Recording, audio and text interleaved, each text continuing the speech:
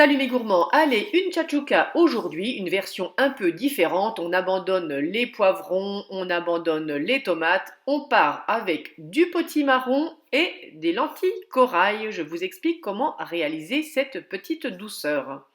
Sans surprise donc, vous allez prendre un potimarron, vous le lavez bien à l'eau, vous allez en prélever 300 grammes, c'est la quantité qui doit vous rester une fois que vous avez retiré les graines.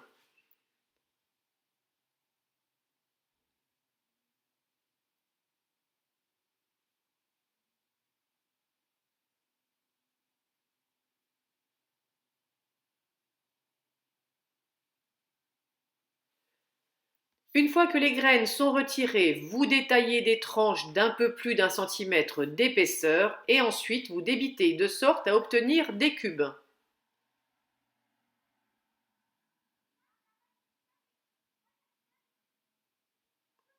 Voilà à peu près ce que vous devez obtenir. Vous mettez de côté, vous épluchez un oignon rouge. Alors naturellement, vous pouvez tout à fait le faire avec un oignon blanc, un oignon jaune, peu importe, ça n'a aucune importance. Vous émincez finement votre oignon.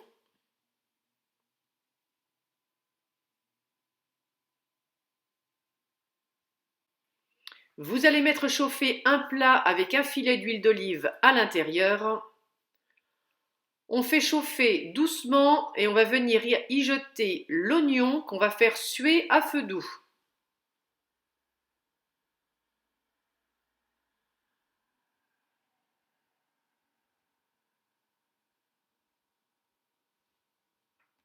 Vous remuez régulièrement.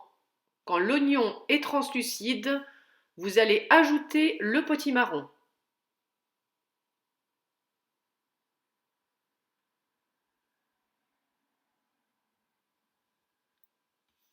Vos cubes de potimarron, vous allez les faire cuire à peu près pendant 10-15 minutes en remuant régulièrement, puis vous ajoutez 150 g de lentilles corail. Vous saupoudrez généreusement de paprika fumé. Vous incorporez maintenant un demi-litre de bouillon de volaille. Incorporez-le pendant qu'il est chaud pour ne pas bloquer la cuisson, stopper la cuisson des lentilles corail et du potimarron.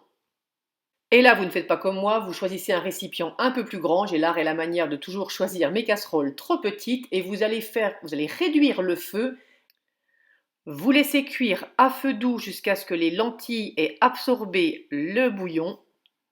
Voilà ce que vous devez obtenir. Là, il me reste encore un peu de bouillon dans le fond.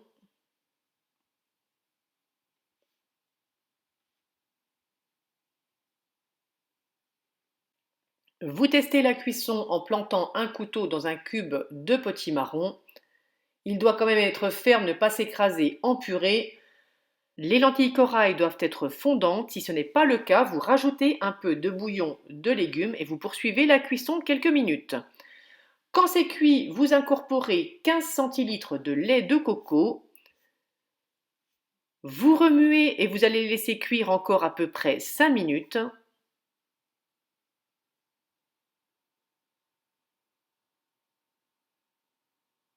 Vous comprenez maintenant pourquoi je vous ai dit de sélectionner une casserole plus grande.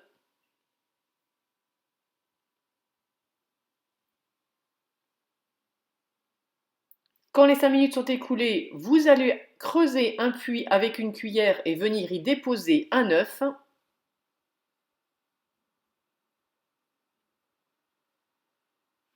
Alors les œufs, vous en mettez autant que vous souhaitez. Là, le plat était pour 3 personnes, j'en ai mis un par personne, c'était largement suffisant.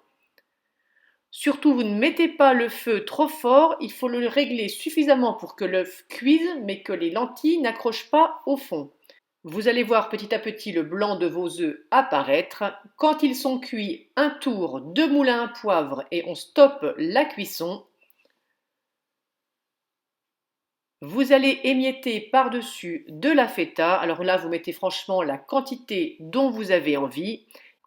Il ne vous reste plus pour terminer cette version de tchatchouka qu'à la parsemer de coriandre fraîche finement ciselée. Et naturellement, vous passez immédiatement à table.